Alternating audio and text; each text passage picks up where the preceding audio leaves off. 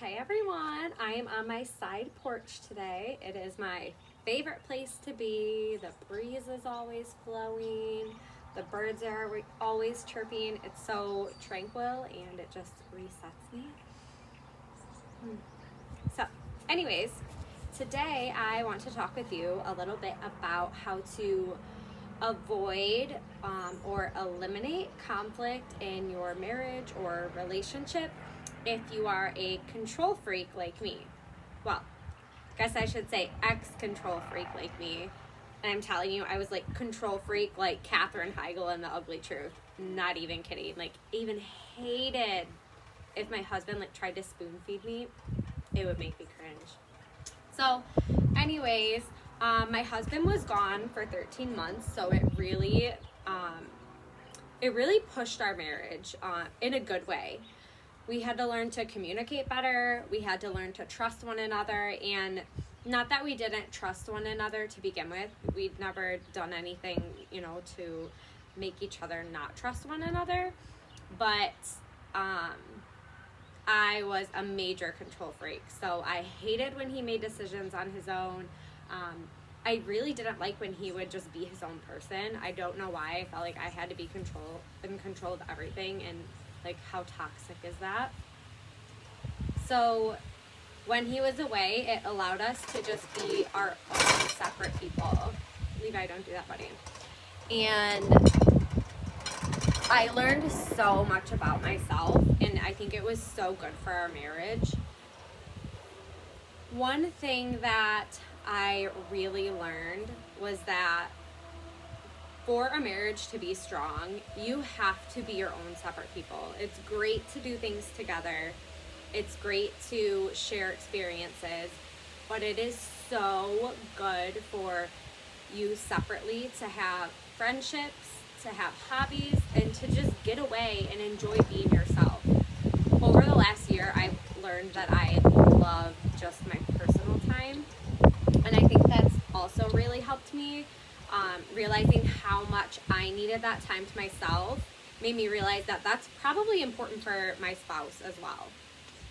So he was able to be his own person for a whole year. I mean, as much as the Army would let him, right?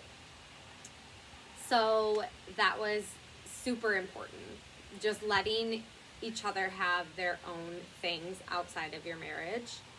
Another thing was opening my eyes to see things from his point of view. It's so important to put yourself in someone else's shoes when it comes to decision making or conflict. Instead of just reacting or responding right away, give yourself time to stop and think, well, why is he making this decision? Why does he want to do that? Why does that decision make him happy? And when you are able to put yourself in their shoes and see their perspective, it's so much easier to accept that it's okay for other people to make their own decisions and have different views than you. It's so important to be your own person and let yourself and your spouse make your own decisions. That's another thing that I found so useful. Another thing is that the arguing gets nowhere. You need to hear each other out. And you know the phrase, if you don't have anything nice to say, don't say anything at all. And it's so true. Like, words can hurt so bad. And even if you have something so mean that you want to say back, don't say it. Give yourself a cool down period.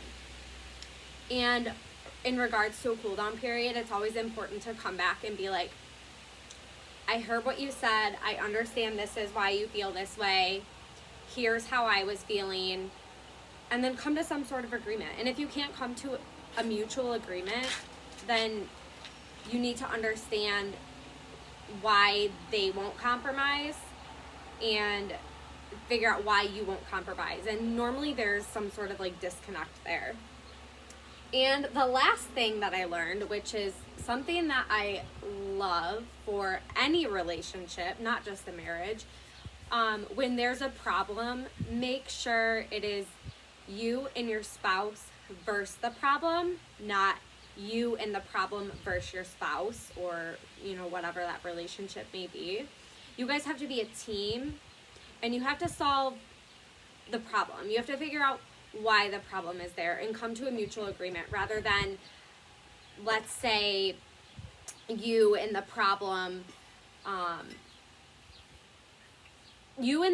can't be on one team, because it won't solve anything. That's going to create anger. It's going to create stress. It's going to create resentment.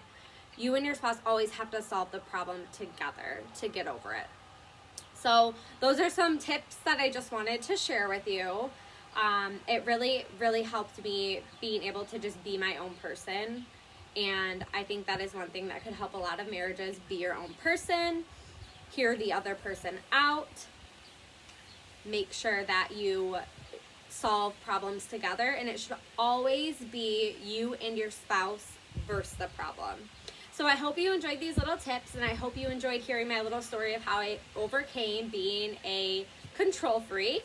And I hope it helps you and you can overcome it too. Have a great day.